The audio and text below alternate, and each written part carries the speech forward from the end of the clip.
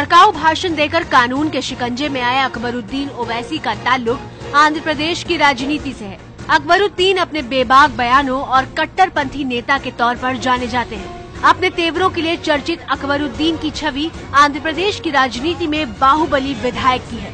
अकबरुद्दीन आंध्र प्रदेश विधानसभा में MIM यानी मजलिस-ए-इत्तेहादुल मुस्लिमीन के विधायक दल के नेता हैं। उनका एक परिचय ये भी दिया जाता है कि वो MIM के अध्यक्ष और हैदराबाद के सांसद असदुद्दीन ओवैसी के छोटे भाई हैं। आंध्र प्रदेश की राजनीति में ओवैसी परिवार का एक लंबे अरसे से बड़ा दखल माना जाता रहा है।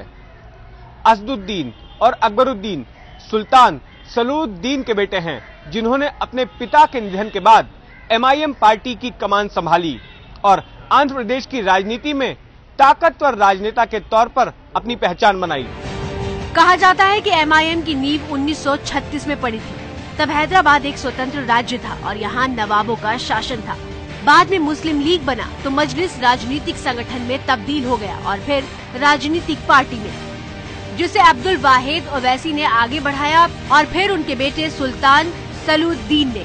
असदुद्दीन और अकबरुद्दीन इन्हीं सुल्तान सलाहुद्दीन के बेटे हैं, जो फिलहाल अपने पिता की राजनीतिक विरासत को आगे बढ़ा रहे हैं।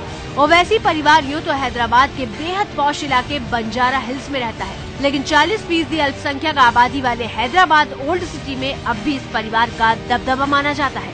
मजलिस party and the old city of Hyderabad are very synonymous with each other. Since 1970s, MIM has a strong hold over the old city, both in the parliament and the assembly segments. In the 2009 elections, MIM won 7 assembly and 1 parliament seat, which is held by Asaduddin Owaisi, who is the president of MIM and also the eldest son of Salahuddin Owaisi, the strong man of old city since 1970s. MIM को आगे लाने के लिए कांग्रेस को भी जिम्मेदार माना जाता है। आंध्र प्रदेश में वोट बैंक बढ़ाने के लिए MIM को कांग्रेस ने बढ़ावा दिया और MIM आंध्र प्रदेश में लगातार अपने पैर पसारता गया।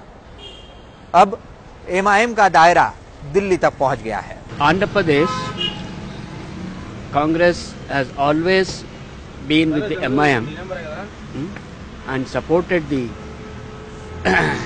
MIM politics to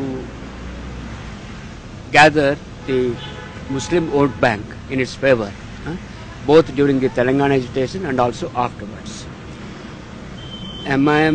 Keeping MIM in the focus, even YSR Rajshekhar Reddy had initiated several welfare measures for the well-being of Muslim students, women, etc.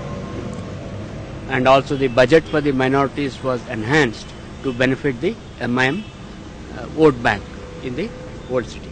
इस बीच तीखे तेवरों की वजह से कांग्रेस से MIM का नाता टूट गया। असदुद्दीन और अकबरुद्दीन इसी के चलते लगातार कांग्रेस पर भी निशाना साधते देखे गए हैं।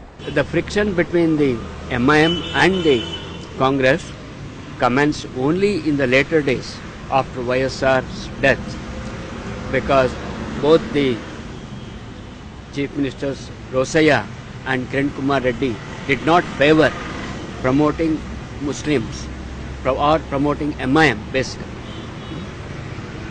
The latest spark of MIM and Congress split has begun with the Bhagyalakshmi temple renovation activity near Charminar. Since then, Asaduddin Owaisi, president of MIM, announced that he will not have any truck with the Congress and also the UPA government. Asaduddin MIM से जुड़े फैसले लेते हैं और उनके भाई अकबरुद्दीन उनके साए तले राजनीति करते हैं। अकबरुद्दीन पहली बार सुर्खियों में तब आए थे जब उन्होंने लेखिका तस्लीमा नसरीन को जान से मारने की धमकी भरा फरमान जारी किया था और इसके बाद अकबरुद्दीन अपने भड़काऊ भाषणों के लिए सुर्खियों में रहने लगे और ये सिलसिला अब तक थमा नहीं है। अकबरुद्दीन ने हमेशा से अपने भड़काऊ भाषण में जहर उगलने वाला स्टाइल अपना स्टाइल बना लिया। लेकिन अब आदिलाबाद में वो एक और भड़काऊ भाषण देकर चारों तरफ से फंस गए हैं और इसके बाद शायद अकबरुद्दीन को अपने भाषण देने का स्टाइल बदलना पड़े।